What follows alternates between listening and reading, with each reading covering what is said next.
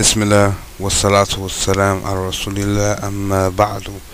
This video here is my advice, your brother Nasir ABDUS-SALAAM, advice to the Muslim men, especially the Muslim men in America.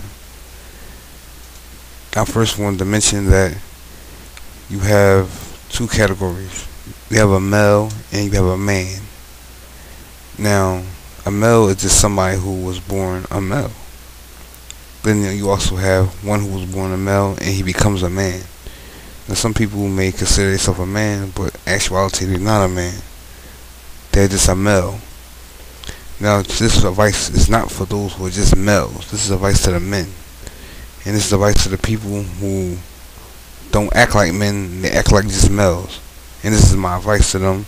And first, this is my advice to myself also. Now I'm going to bring it down and I'm going to have it into certain categories. Now my first category is our ability to work. And I see as a lot of men, a lot of males, we have a tendency of not working or not keeping jobs. Now this is an obligation, especially for the one who is married, the one who has a wife. Now it's obligatory upon you to work. It's obligatory. It's wajib upon you to work, men. Oh rijal, oh men, this is obligatory upon you to work. It's not obligatory for your wife to buy you stuff. It's not obligatory for her to buy you clothing. It's obligatory upon you to buy her clothing. Now you have a lot of men, or a lot of males out there, that the wives buy her own clothes and she buy the husband clothes. SubhanAllah. Where is that in the Sharia? Where is that the Prophet ﷺ said that the right upon the husband upon the wife is that the wife must buy her clothing? No, it's the opposite way around. The Messenger of Allah ﷺ said that the men supposed to provide clothing for the woman. When you buy yourself a clothes, you buy your wife some. It doesn't say that when the wife buys herself or she buys you something. No, that you supposed to be providing her with the clothing that she needs. And that you supposed to provide her with food to eat. Her, and if you have kids or she have kids of her own before you, and they live in the house with you, you must provide them with clothes. You must provide them with food. That's if it's a case where the father is not a Muslim, or it's a case where the father is not involved with them. Then it becomes your obligation because you married the mother. This is another misunderstanding that a lot of people have, is that they think that just because the child has a father that that they don't have to do nothing for him. No, that's incorrect. If the father is not involved and he's not doing nothing for the children, then it's obligatory upon you to do it because they live in your household. Allahu Ta'ala. Men, we must work. We must provide for our families. We must provide for our wives. We must be the ones who, when they need clothing, we must be the ones who buy it for them. When they need food, we must be the one who buys the food. When they need the bills need to be paid, we must be the ones who pay the bills. And the only way we're going to do that is if we work. Now the second category is something dealing with the same thing, work, and us having our own businesses. The Arabs, well, this is a blessing from Allah for them, and I'm not saying it to put the iron on these brothers, but they come over here and they open up these stores, and alhamdulillah, they be open for 20, 15 years. And us, we seem that we don't have that urge to want to have our own business. Alright, it's fine and well to work for somebody. You may not have a degree. You don't need a degree. You got the help of Allah. The degree that we have is Islam. And once we have that, then anything we want could be at our hands. All we need to do is be obedient to Allah and His Messenger and make dua for that thing. It's okay. You have some brothers who have their own business and they work for people at the same time, because it may not be making that much to support itself. But if we have the niyat to have our own business to be successful, we can go ahead and work for somebody, and we could take a certain amount of money out there, check that we get from work for that particular person, Kafir or Muslim, and we can put a certain amount of money to our business every week if we get paid every week. And it's like, this is that easy. We can have our own businesses, and eventually, if you do it like that, eventually in a year or 2 years, your business will be it will be nice, inshallah ta'ala, with dua and obedience to Allah. It can be nice.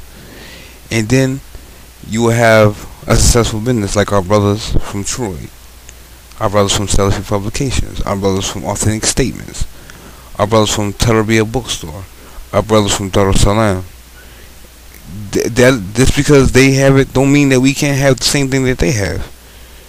We gotta have patience. We gotta seek help from Allah through the middle of the night. We need to do all these things to get what they got. We shouldn't, us as Muslim men, we shouldn't want to always work for somebody. We should want to have our own. We shouldn't have to work for somebody. Because we're servants of Allah Azza wa Jal, and we shouldn't think that we need to work for somebody. We don't need to work for nobody. We should be able to work for ourselves. But if you don't have the money to go ahead and start your own like that, like the brothers do, alright, fine. Make dua. Start off. Get to work for somebody. Alright, you write down yourself a business plan, and this is what you want to do. This is how much money I need to do that thing. And as you're working for this particular person, every time you get a check, you put $5, $10, $15 to the side for that business. Maybe 2-3 checks go by, and you got enough to buy some of the stuff you want. Go ahead, buy some of it. Now start selling it now. As you sell it, you re-up. And you, at the same time, you still saving a certain amount of your check every time, so you can get more and more. Then you start going in front of the masjid for Jumu'ah. If you had the ability to, because sometimes you may have a job where you gotta leave straight and go right to your job. But when your day's off, if it's like that, when your day's off, go ahead, set up, let the brothers know this is what you're selling. You may have something exactly that brothers need, and every time they need it, they're gonna call you. It's that easy, brothers. Stop thinking that you're not able to have your own. You're able to have your own business to support your family with your own money. You don't have to work for nobody. It's not hard. It's not hard at all. MashaAllah, as the brothers here in Philly, may Allah reward them with much good. I have seen these brothers come from selling their stuff out their car to selling their stuff on a table, and from there selling stuff from in the side of a U-Haul truck. Until now they have their own store, and they've been having a store for about maybe 4 or 5 years now. MashaAllah, that's patience. Man, I seen these brothers start their business off from selling clothes out their car. And then from selling their clothes out their car, they went to, they had a table. And from there they seen that their business was progressing, and they didn't have enough room. Due to the business license here in Philly, you can't have too many tables out on the stand. They went ahead and bought a U-Haul truck. A big U-Haul truck, and sold their stuff out the U-Haul truck. And then, alhamdulillah, they've been starting growing more and more, and they didn't have enough room in that U-Haul truck to put all their stuff in, so they had and they got a store. Now, alhamdulillah, they still built in 4 or 5 years. SubhanAllah, that's patience. But now you see examples from people that we know, not saying people know specifically, but you have to see that if one person can do it, anybody can do it, and especially the Muslim. Because one, we have the deen that's acceptable by Allah Azza wa Jal. We don't have to have a collared suit working in a high-rise building downtown for the government to be successful. We got this deen of Islam that's more successful than anybody can have.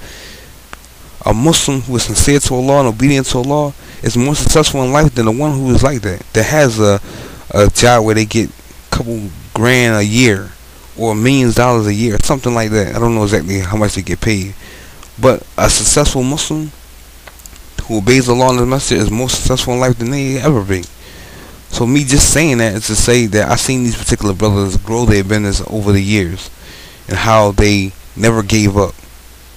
And some of the brothers, alhamdulillah, some of the brothers that's involved with that, that's CEOs of that business, they go out and work. And they did, as I was saying, they was doing that, putting their money to the side, this and other, but they eventually quit once they seen their business growing. And, that's what we got to do as men. We got to stand up and be men, brothers. We need to stand up and be men. And stop relying on the kuffar to help us pay our bills, help us buy our food, and all that. Okay, fine. You may be in a situation where your wife may have to get public assistance.